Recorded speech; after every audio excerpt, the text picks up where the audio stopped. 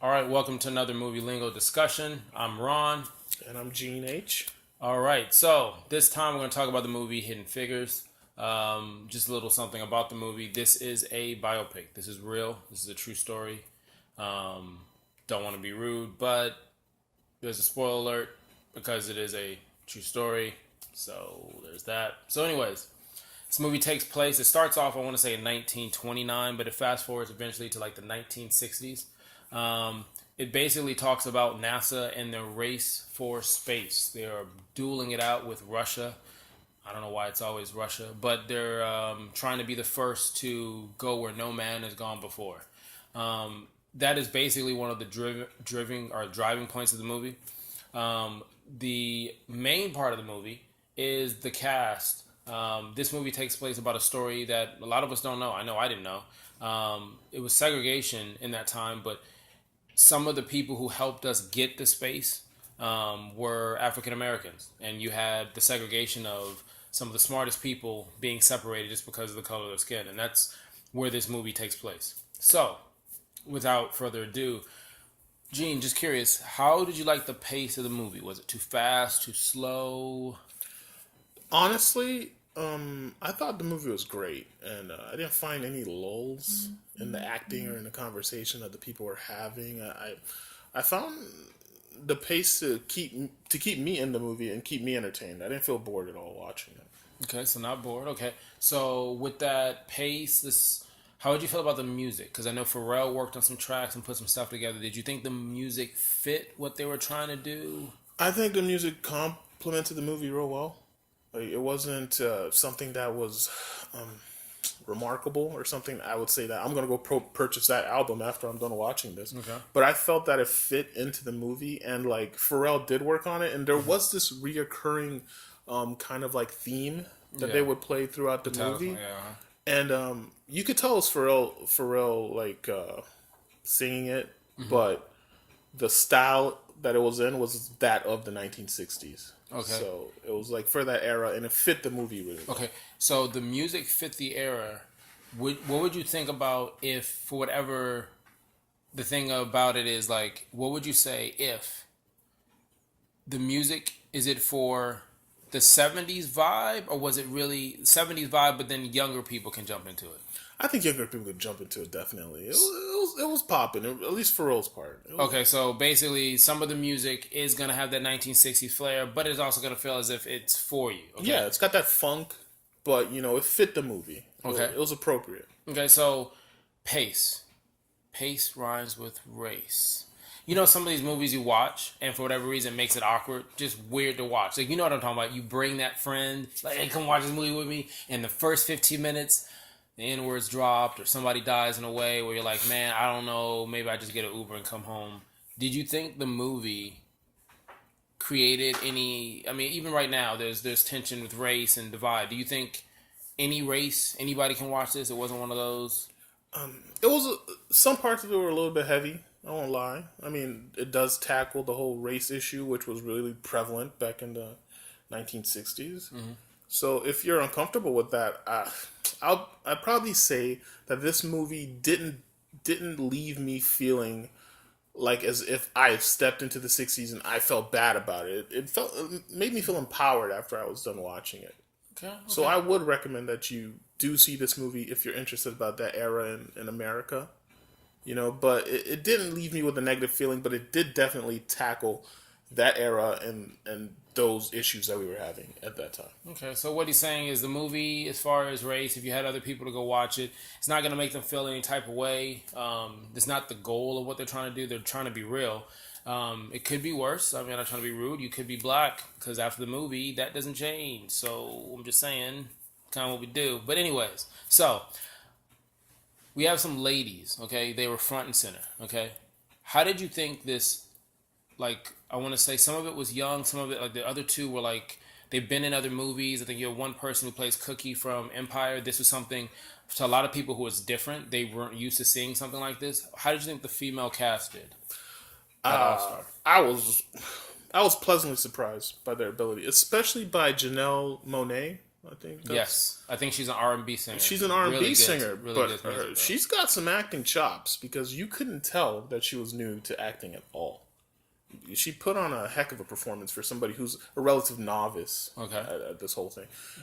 Taraja P. Nelson, Cookie, Yes. from Empire. It was kind of cool to see that juxtaposition between the character she played in Baby Boy and the one she's playing now, because this one's more subdued, and the character she played in Baby Boy was really outspoken and like a real kind of boisterous, like wildfire kind of a personality. And to see her play a mother of three now, it makes me feel a little bit dated. It kind of dates you if you did see Baby Boy. I mean, yeah, it's kind of like being 20 and then you sped up and realize, oh crap, I'm 30.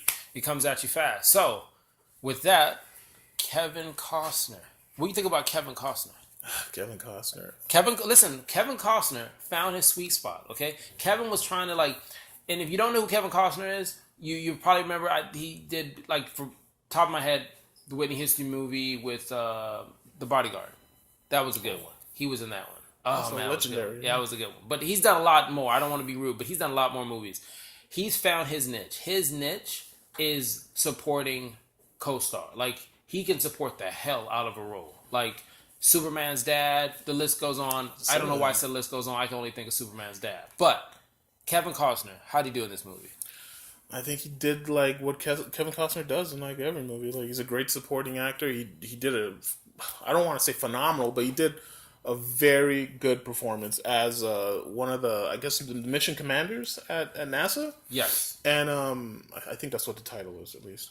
But he impressed me. Did he have like a moment, like maybe a moment where, because there was one moment in the movie where he kind of had to stand up for segregation and like, I'm not gonna take it anymore. Like, how would you?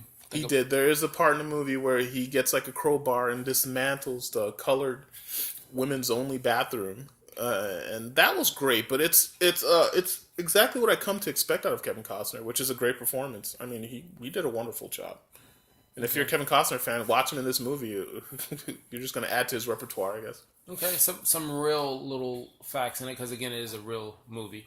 Much like Patriots Day, go check that review. That's a realistic movie. I want to say it's like a countdown thriller because you know what's going to happen. This one, you knew the outcome. It was pretty cool because they pretty much tried to stay very true to the true events that happened.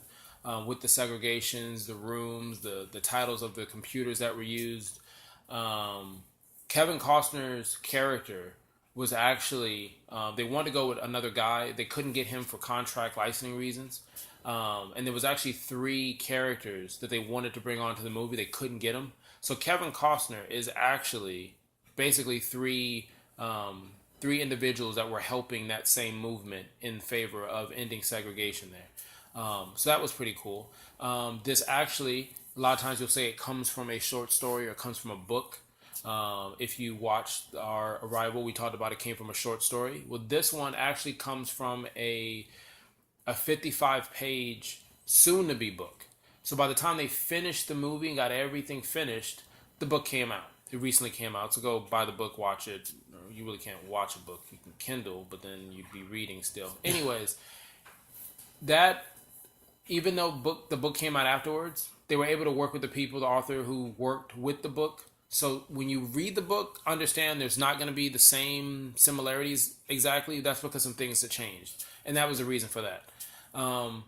As far as this movie goes, do you think it will stand the test of time?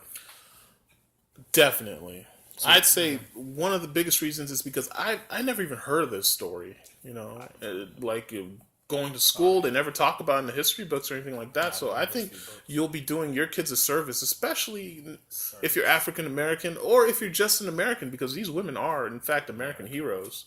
And they definitely deserve recognition for the work that they did do, you know, and they should be brought out to light. So I think this movie will definitely stand the test of time. It's definitely rewatchable. In fact, I want to go see it again.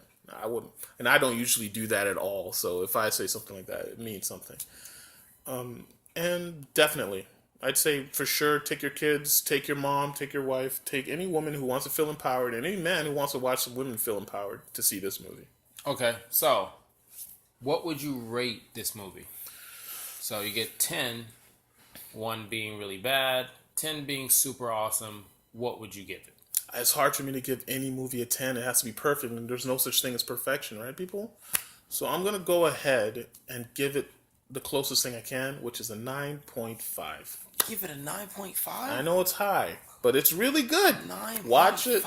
Watch it, people, and you'll agree with me. I'm 9.5. sure. 9.5. Listen, I'm not going to make an attempt to rate it. I'm not. Yes, I am. I'm going to say it's an 8. I'm going to say it's an 8. It's a story that needs to be told. It was done tastefully, award-winning, nominated it for Golden Globes and then some. I hope it does stand the test of time. I hope it's something that kids are doing projects on. You got to think about it. It's something awesome. So, the official movie Lingo rating, 8.75. And I didn't use a calculator. Didn't even look at anything. No, yes, I did. Thank you, off camera, man. So, anything else in that movie? Go see it. That's great. Go see it. So, once again, it's another movie Lingo discussion. I'm Ron. And I'm Gene. Till next time.